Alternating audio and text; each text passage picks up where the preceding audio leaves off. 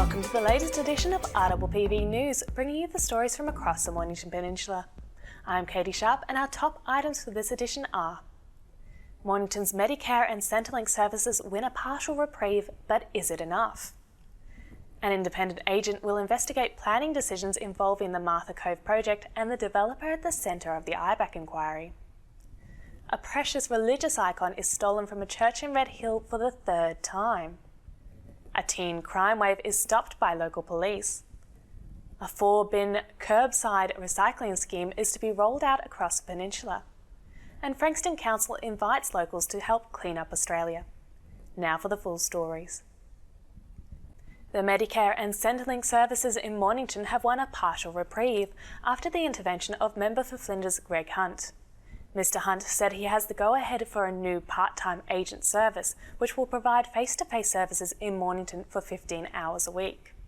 3 weeks ago, the community erupted when it learned that the facility, which helps some of the most vulnerable in the community, was to close, and that patrons would be required to use Frankston or Rosebud services.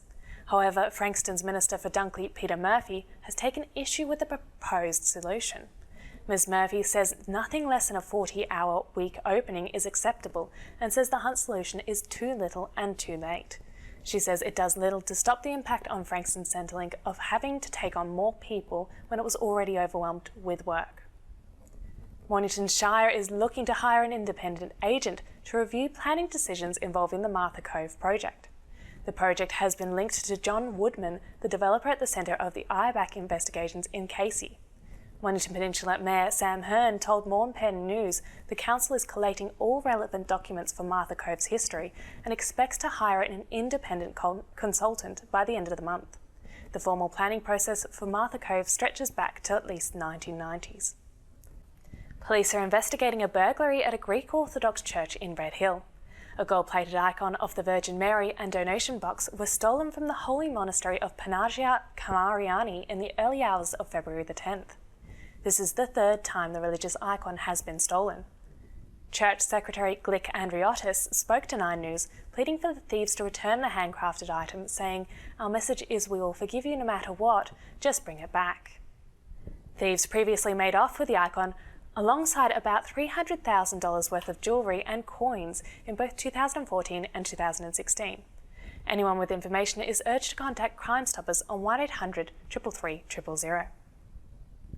Morn Pen News has reported that 3 Peninsula teenagers have been arrested over a spate of thefts from motor vehicles and burglary-related incidents.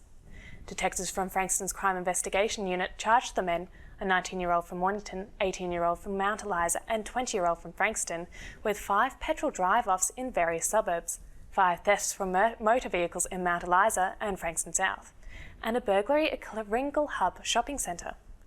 All were bailed to appear at Frankston Magistrates Court on the 4th of August. After the break, a new recycling scheme is set to reduce landfill by 80%.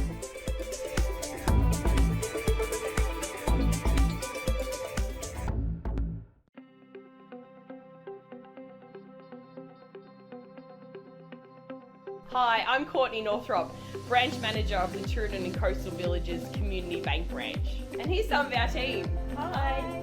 We're Australia's 5th largest bank, with a full range of banking products and services. And we're staying true to our values, giving back through our community investment program. So if your bank isn't doing the right thing by you, change to one you can feel better about. So visit us here in Tooradin.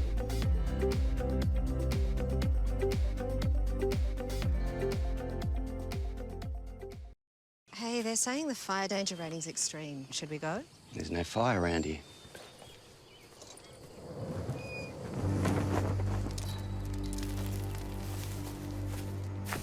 Get out!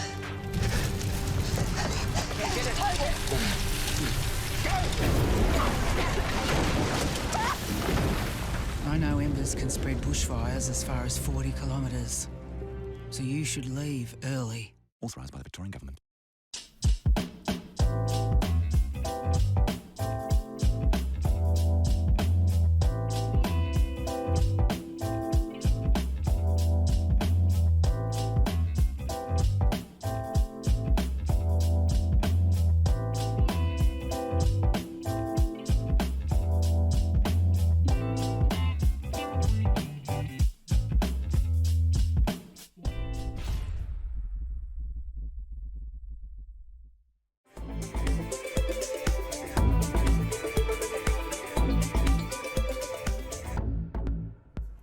The Victorian Government has announced it is rolling out a 4-bin curbside recycling scheme across the state.